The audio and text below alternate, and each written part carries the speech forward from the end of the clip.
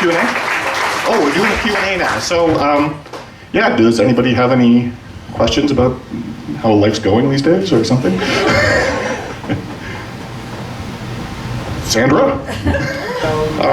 I got a lot of material from a book called The War on the Weak, which is it's a fantastic history of the eugenics movement that starts it out in Cold Springs Harbor, New York, where the eugenics records office started up.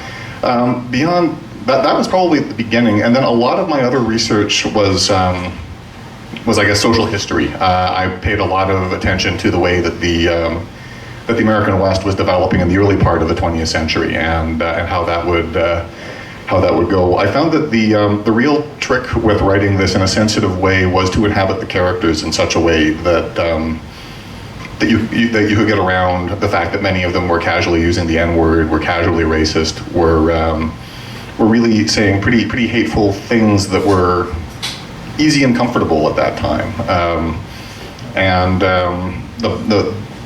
the tricky balance was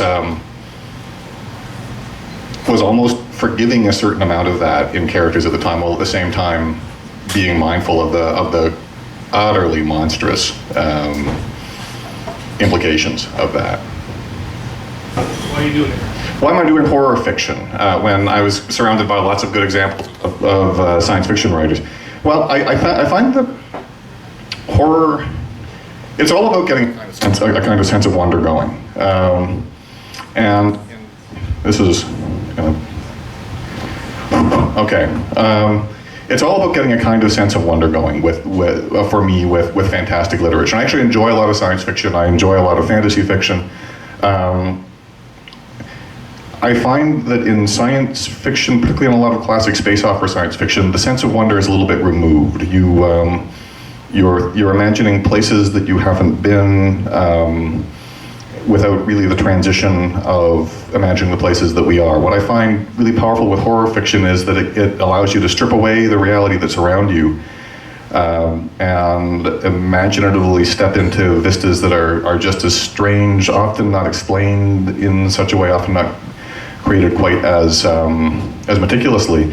But what's interesting, hanging out with science fiction writers, is you get the sense that really that's a bit of a dodge for we horror writers, and I think that we all do a little bit better by thinking through the mysteries that people stumble upon in the dark, not just treating them as religious symbols or as the Lovecraftian strangeness that no one can understand. So one of the things that I tried to do in this actually does, I hope, work a bit as a science fiction novel. There's a lot of fantastical things that happen in it, but it's fundamentally about inquiry and biology. Michael, the question is, am I in addition to being a horrorist, being a ruralist, using rural settings in a as sort of my guru, and I do like rural settings, and part of that comes from spending a lot of my childhood with my dad, who's a Canadian landscape painter who lives in the kinds of small towns that Stephen King writes about, and that I guess I write about too. So it's a place where I've always found that the strange and the imaginative coalesce. I mean, there's a very recent thing happened. My uncle died just a week ago, and died in a house fire, and drove up there to be with my dad and with my family. And we had one of the things right when I got there was the fire marshal called us out to the to the house where this had happened. And one of the things my uncle did was he fed deer. He had salt licks on his property, and deer would come and lick at the salt, and there would be hundreds of them around, it seemed, or that's what he said. So we got some fairly good news that he didn't suffer in his death. He died of smoke inhalation, and that was a comfort. We were afraid that it was a very painful end for him. On the way back, we were driving down this winding rural road, and we noticed that a deer had stuck its nose out on the road. Now, I've driven that a long time before. I've never really seen deer. And we slowed down and looked in, and there were another 3 of them that were sort of standing there looking at us.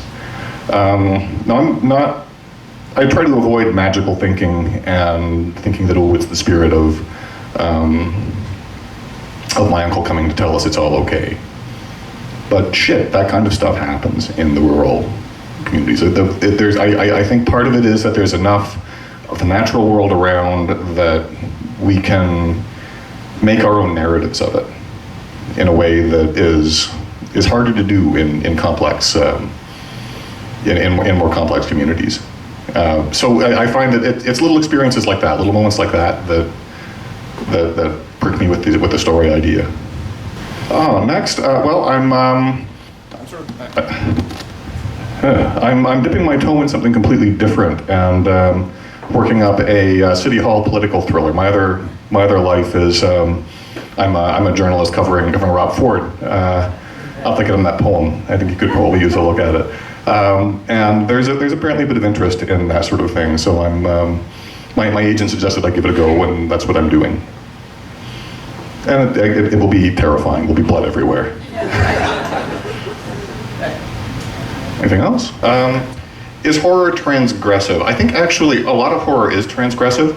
I kind of like it when it lends towards the domestic. I think that horror fiction, what horror fundamentally is for me, and we talked about this before at the colloquium, is it really is an emotion. It's one element of a complex story. I think that if we stray too far to the idea that it's a transgressive genre, that it's a genre where we're trying to shock, we miss the point. What we really want to do with horror is get into an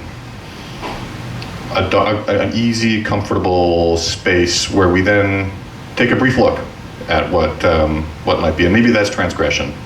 But I feel that the further that you go with that, the more that you dilute the power of that emotion.